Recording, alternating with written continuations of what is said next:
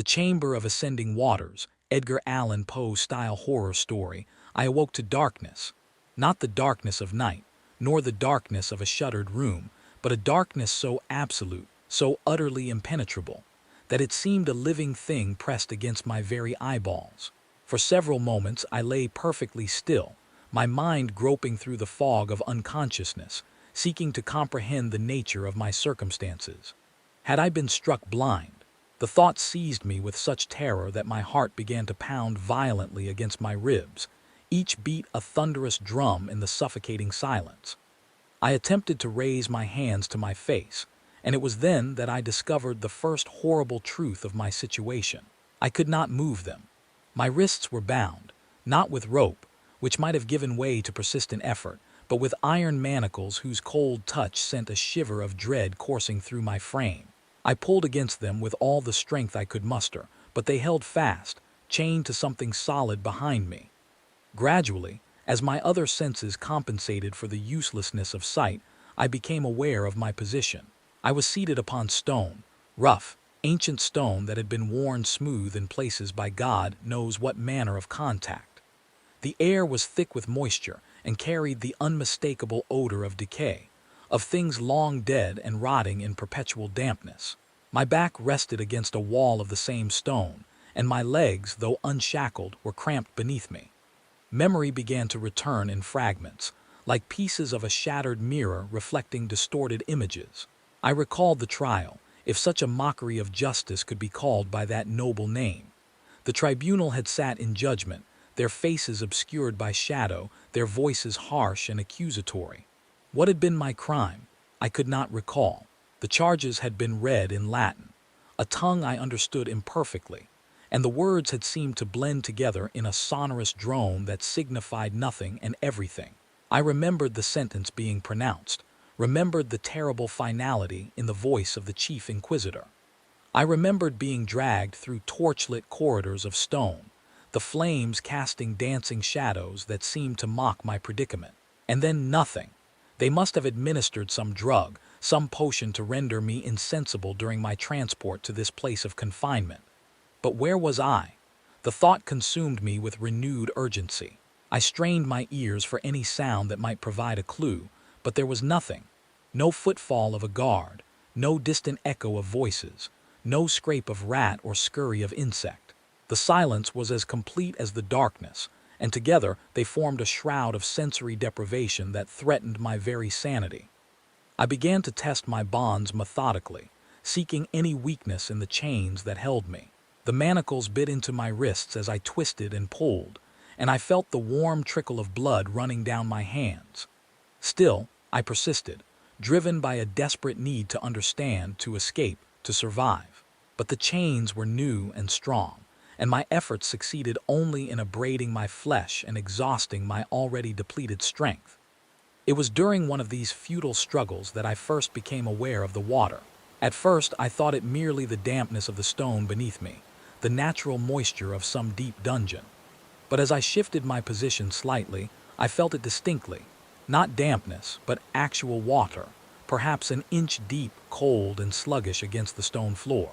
My heart, which had been racing with exertion, seemed suddenly to pause, then resume its beating with a new and more terrible rhythm. Water in a dungeon was not unusual. Water in a dungeon might mean nothing more than poor drainage, the seepage of groundwater through ancient foundations. But something in the quality of that water, something in its coldness and the way it lay so still around me, filled me with an inexplicable dread. I forced myself to remain calm, to think rationally.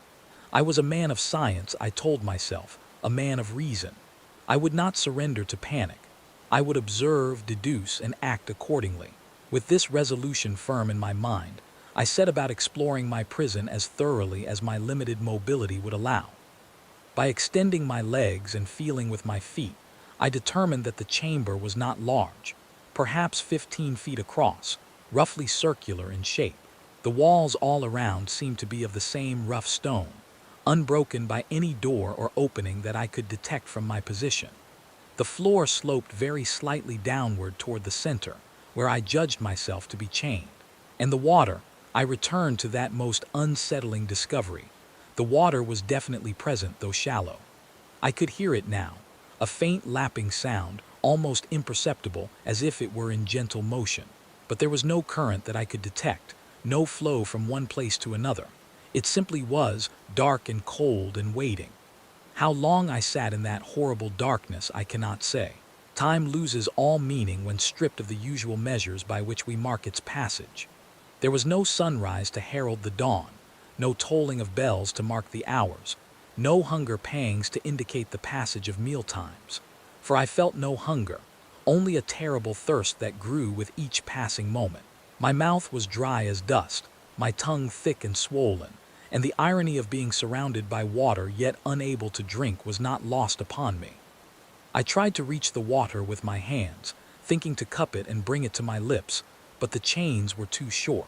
I could touch it with my fingers if I leaned forward until the manacles cut cruelly into my wrists, but I could not bring my hands to my mouth. In desperation, I contorted myself, bending forward and down, straining every muscle, until at last I could lower my face to the surface of the water. I had expected it to taste foul, contaminated by the filth of the dungeon. But to my surprise, it was clean, cold and pure as mountain spring water. I drank deeply, greedily, feeling the blessed liquid soothe my parched throat. Only after I had satisfied my immediate thirst did a new thought occur to me, one that brought with it a fresh wave of horror. From whence came this water?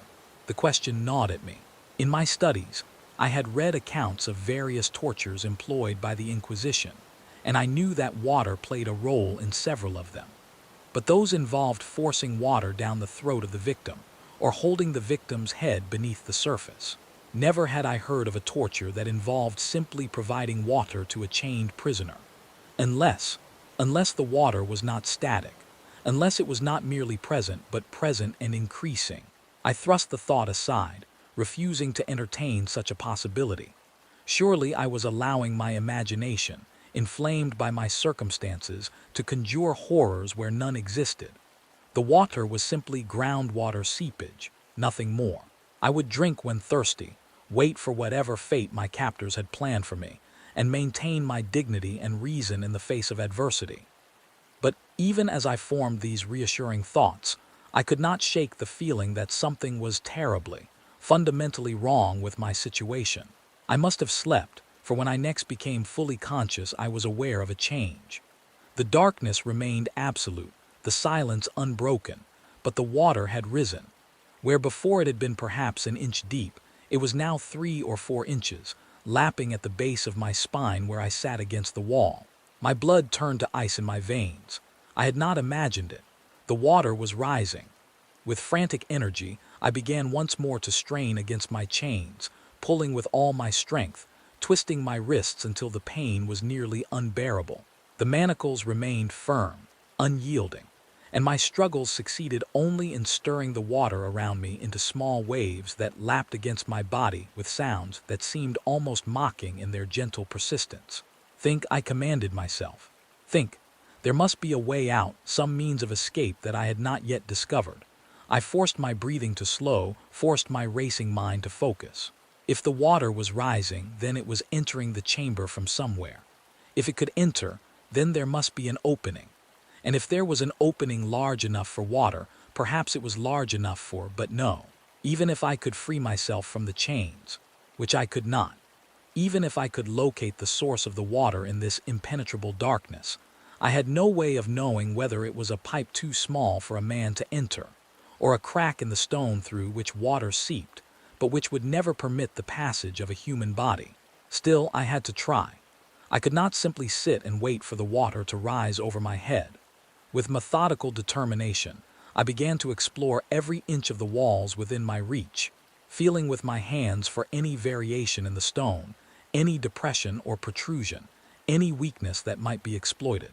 The stones were fitted together with remarkable precision, the mortar between them hard as iron. I found nothing, no tool inadvertently left behind, no loose stone, no hidden mechanism. The hours passed, or what I judged to be hours in that timeless void, and the water continued its relentless ascent. It was now at my waist, cold enough to make me shiver uncontrollably. My clothes were soaked through, hanging heavy upon my frame, and I could feel the insidious chill seeping into my bones. A new terror seized me. What if I died not from drowning, but from the cold? What if the water rose slowly enough that I would spend hours, perhaps days, in this icy bath before it finally claimed me? The thought of such a prolonged agony was almost worse than the thought of quick suffocation. I began to call out, shouting for help until my voice was hoarse, until my throat burned with the effort. I screamed accusations, I pleaded, I begged, I cursed. The stone walls absorbed my cries without echo, and no answer came.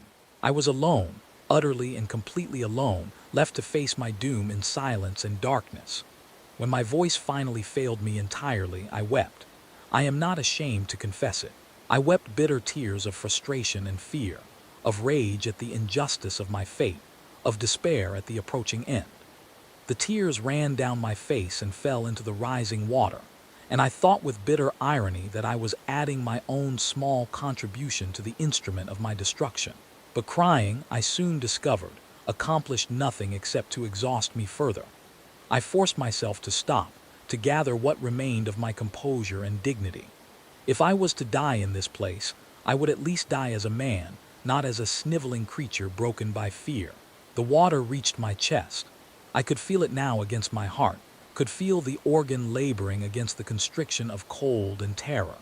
My breathing came in short, sharp gasps, and I had to fight to keep from hyperventilating. Each breath seemed more precious than the last, each moment of air a gift that might be revoked at any instant. I tried to calculate how much time I had remaining. If the water continued to rise at its current rate, I estimated I had perhaps 2 more hours before it would reach my chin. And then, how long could I last with only my nose above water? How long before a wave of my own making, created by some involuntary movement, would wash over my face and fill my lungs? It was then, in my darkest moment of despair, that I felt something brush against my leg in the water. Every muscle in my body tensed. What was it? A rat seeking higher ground as the water rose, some aquatic creature that had entered with the water. Or, and this thought made my skin crawl with revulsion, had my captors released something into the water, some living thing meant to torment me in my final hours? I remained perfectly still, hardly daring to breathe, waiting to feel that touch again. But there was nothing. The water lapped gently around me, disturbed only by the barely perceptible current of its own rising. Perhaps I had imagined it, I told myself. Perhaps my overwrought nerves had conjured sensation where none existed. But then it came again, a definite touch, a sliding, sinuous movement along my calf. And this time I felt the unmistakable texture of scales. A serpent. They had put a serpent in the water with me. The scream that tore from my ravaged throat was purely instinctive, a primal expression of horror. I thrashed in the water, trying to kick away whatever was there, trying to create distance between myself and that slithering thing. But my movements were restricted by the chains, and I succeeded only in churning the water into a frenzy, which made it impossible to detect where the creature might be. When I finally forced myself to stillness again, my heart was hammering so violently that I thought it might burst from my chest. I strained every sense, listening, feeling, trying to locate the serpent in the darkness. But there was nothing now. Only the water and my own ragged breathing and the sound of blood rushing in my ears. Minutes passed. The serpent did not return, or if it did not touch me again. Gradually, my panic subsided into a constant state of high alertness, every nerve ending alive to the possibility of that touch. I realized, with a strange clarity born of extremity, that the serpent might almost be a mercy. If it were venomous, its bite might end my ordeal quickly, might spare me the slow torture of drowning. But it did not bite. Whether through some diabolical design of my captors, who wished me to suffer the full measure of psychological torment before my end, or through simple chance, the serpent, if indeed there had been a serpent, left me unmolested. The water reached my shoulders. I was forced now to tilt my head back to keep my face clear of the surface. My neck ached from the strain, and my jaw trembled with cold and exhaustion. I tried to calculate again how much time remained, but my mind refused to function clearly. Thought became difficult, as if the rising water were not only drowning my body but drowning my consciousness as well. I found myself thinking of my life before this nightmare began. Strange, how clearly those memories came to me in my extremity, clearer, perhaps, than they had ever been during the living of them. I remembered my childhood home, the garden where I had played, the face of my mother bent over me as she tucked me into bed. I remembered my studies, the books I had loved, the theories I had proposed and defended with such passion.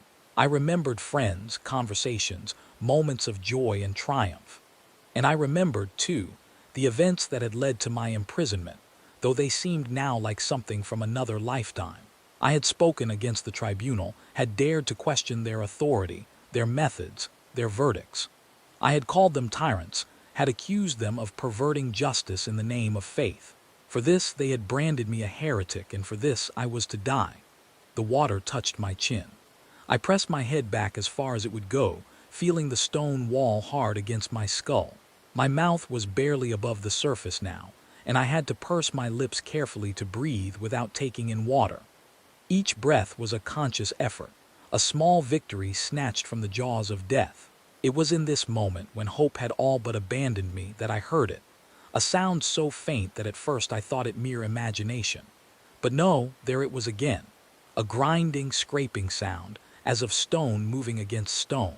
It seemed to come from above me, from somewhere high on the wall or perhaps the ceiling. Could it be that someone was coming, that some mercy had moved my captors to release me at the last possible moment? Or was this simply some new refinement of torture, a false hope dangled before me only to be cruelly withdrawn? The grinding continued, grew louder. And then, blessed miracle, I saw light. Dim, red light filtering down from above, but light nonetheless, precious and beautiful as the sun itself. My eyes, so long accustomed to absolute darkness, were dazzled by even this faint illumination. I blinked rapidly, tears streaming down my face, trying to adjust, trying to see what was happening. A section of the ceiling was opening, a circular stone plug being drawn upward by some mechanism I could not see. The red light grew stronger as the opening widened, and I could make out details of my prison for the first time. The chamber was indeed circular, perhaps 12 feet in diameter, with walls of smooth, dark stone. I was chained at the center, and the water, I could see it now, dark and still except where it lapped against the walls, was perhaps 6 inches from covering my face entirely. But more than this, I saw something that made my blood run cold despite my desperate circumstances. Around the perimeter of the chamber, carved into the stone at intervals, were figures, human figures, dozens of them, rendered with hideous skill and detail, and each figure was in the attitude of drowning, their faces contorted in expressions of unimaginable agony and terror, their hands raised as if to ward off the water that would soon claim them. I was not the first to occupy this chamber. I was not the first to face this particular doom. The realization struck me with the force of a physical blow. How many others had sat chained as I was chained, had watched the water rise as I had watched it, had died as I was about to die. The opening above me was now fully revealed, a circle perhaps 3 feet in diameter, and I could see the mechanism that had created it. A great wheel with a rope wound round it, turned by some invisible hand. And then a face appeared, peering down at me from above. It was the face of one of the Inquisitors, though I could not tell which one in the dim red light. "Confess," the voice said, echoing down to me. "Confess your heresy, recant your words, and you will be saved." For a moment, I confess it freely, I was tempted. What were words, after all? What did pride matter when set against life itself? I had only to speak the phrases they wished to hear, to deny what I had said, to humble myself before their authority, and the water would be drained, the chains removed, and I would live. But even as the temptation rose within me, I knew I could not do it.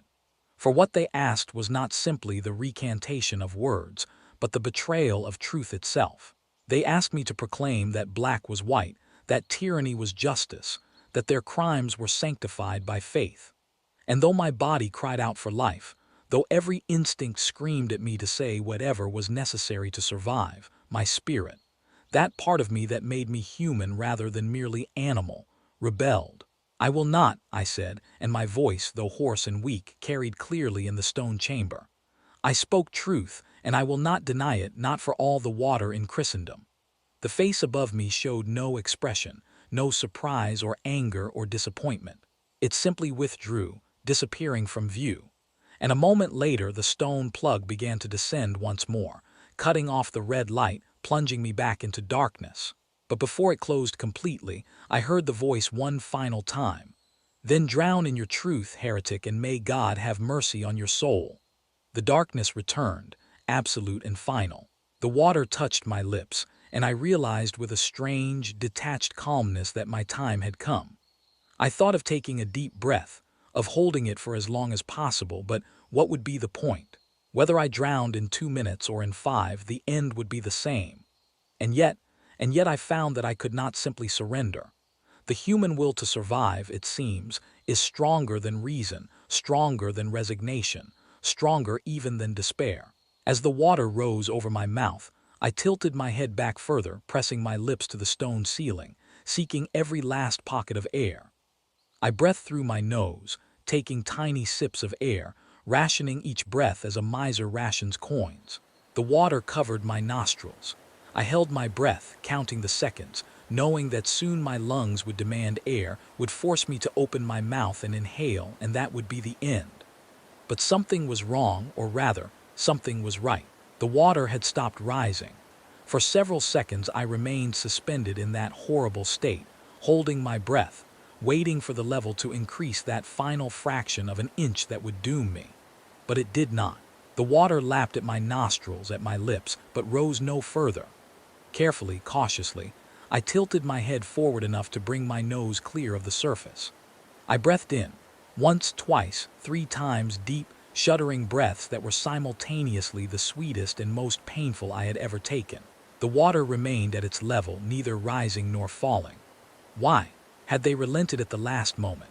Had some mechanical failure saved me? Or, and this thought was perhaps most terrible of all, was this simply a new refinement of the torture, a false reprieve before some even worse doom? I could not tell. I remained in that position, my head tilted back at an agonizing angle, able to breathe but unable to relax for even a moment, for any movement might submerge me. And the cold, the terrible, bone-deep cold of the water, continued to sap my strength, my will, my life itself. How long I remained thus, I cannot say. Time lost all meaning in that darkness. I may have lost consciousness several times, only to be jolted back to awareness by the instinct to keep my head above water. I entered a state between sleeping and waking, a twilight of the mind where reality and nightmare blended into one. And then, I cannot say when or how it began, I became aware that the water was receding. Slowly, imperceptibly at first, but definitely falling. It fell from my nostrils, from my lips, from my chin. It crept down my neck, my shoulders, my chest. The blessed relief of being able to breathe normally again, of being able to lower my aching head, nearly overcame me with emotion. But even as relief flooded through me, a new terror took its place. For I realized that they had not relented, had not shown mercy. They had simply decided that drowning was too quick, too merciful an end. They had some other fate in mind for me, some other doom that required me to be alive, at least for now. The water continued to fall, and I waited in the darkness, my body trembling with cold and exhaustion and dread, wondering what fresh horror awaited me in this chamber of calculated cruelties. Whatever it was, I told myself, I would face it as I had faced the drowning, with whatever courage I could muster, with whatever dignity remained to a man in such extremity. The water fell to my waist, my knees, my ankles, and then it was gone, drained away through some opening I could not see, leaving me chained and shivering in the darkness, waiting for whatever came next in this nightmare from which there seemed to be no waking. If this tale of terror has gripped your soul as the chains gripped our unfortunate narrator, I beseech you, press that like button to ward off the darkness. Subscribe to this channel of horrors to ensure you never miss another descent into nightmare. And ring the bell so that you may be summoned immediately when the next tale of dread is unleashed upon the world. Share your thoughts on what fate awaits our prisoner in the comments below, if you dare contemplate such horrors.